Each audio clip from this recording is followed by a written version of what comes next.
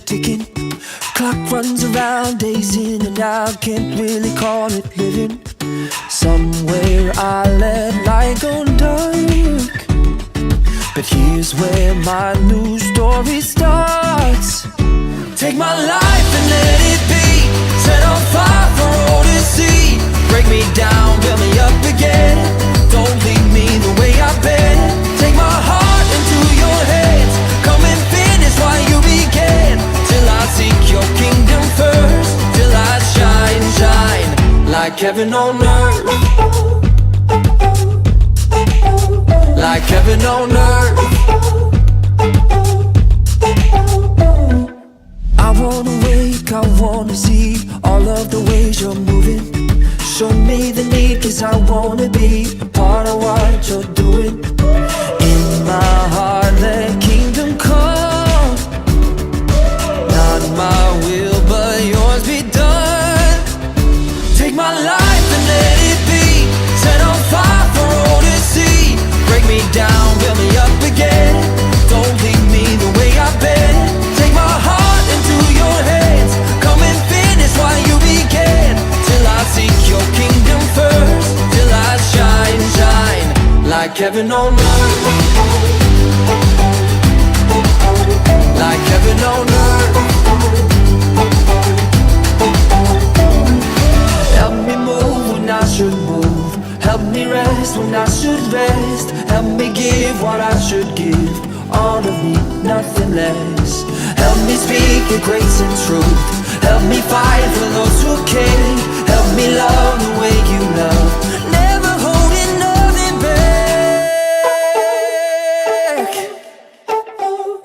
Take my life and let it be set on fire for all to see. Break me down, build me up again. Don't leave me the way I've been. Take my heart into your hands. Come and finish what you began. Till I seek your kingdom first. Till I shine, shine like heaven on earth. Like heaven on earth. Like heaven on earth. Like heaven on earth.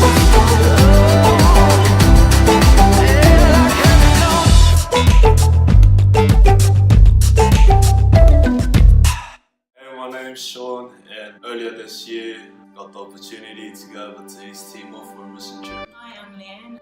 I was really privileged to go to the East Timor Impact Team in May. My name's Jerome.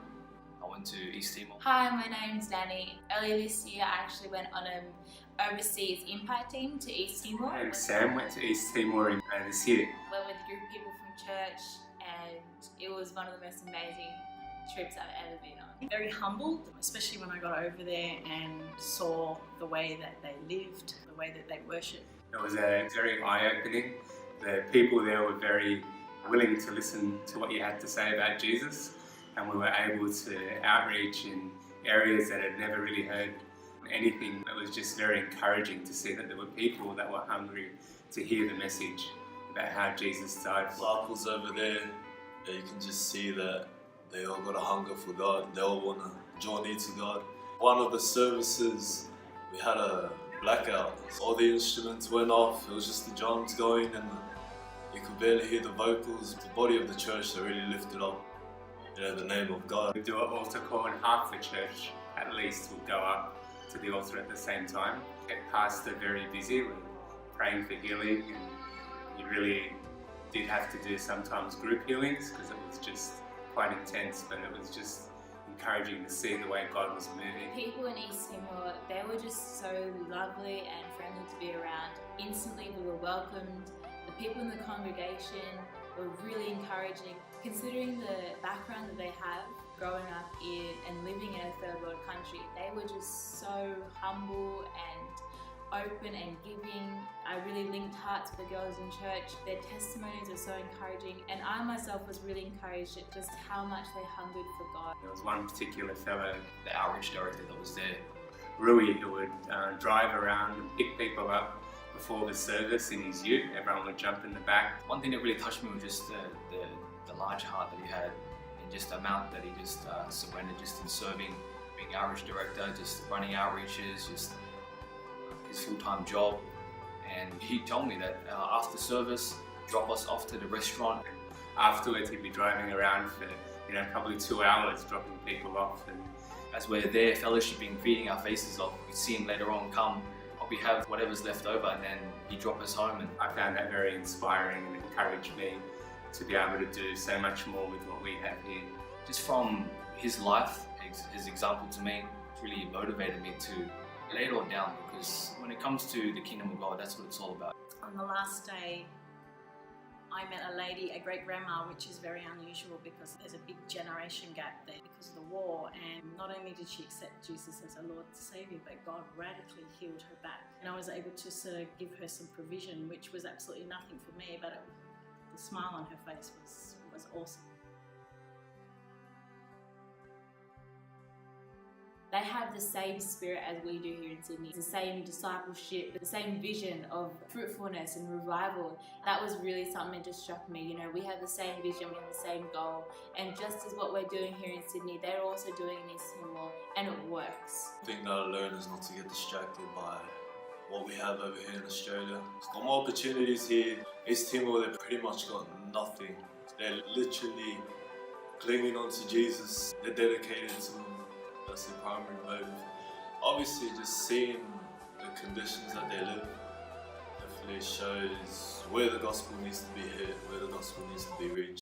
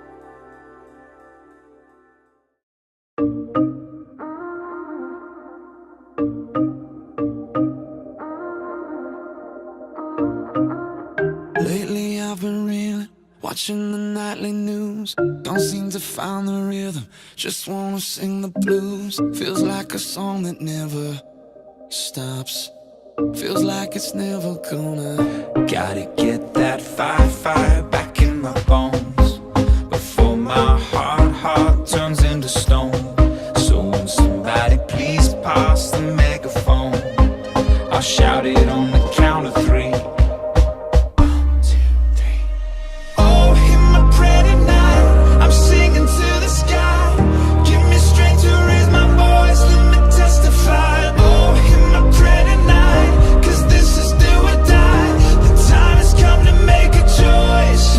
Choose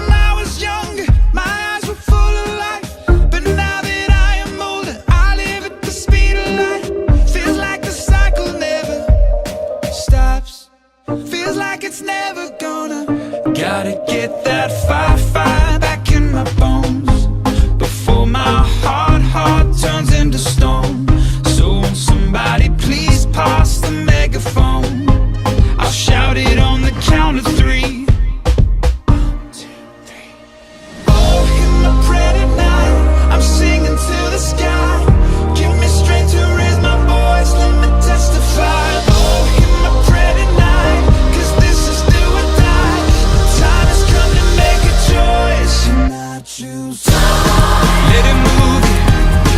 Let it move. Let it move you. Yeah, I choose. Let it move you. Let it move. Let it move you.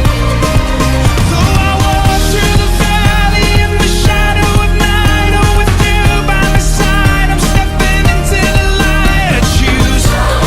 Let it move you. Let it move. Let it move you. I honestly believe that our church here in Blacktown is strategically placed in one of the largest regions in Western Sydney. I was looking at the map of Blacktown, and I actually began to think about the fact that we could have up to about 5 more churches in the Blacktown district. And I believe our church is strategically placed here for that reason. That we would make disciples, that we would launch out couples. We could have 5 churches out of our church, pioneering, pastoring in the Rouse Hill area, the Hills District, the new suburbs that are being built. I mean, these are new suburbs with new people, new harvest, new opportunities, new buildings, new schools, new locations that have been unreached and untouched. And we can touch those areas right here from our local church. So 2018 has been a year of refining, equipping, preparing the saints, I believe, for a new year of harvest. It's a new year that we really have to step out, launch into the deep, step out over the edge, step out of the boat, and believe God that we will reap a harvest that we won't be able to contain. Down in my heart to stay.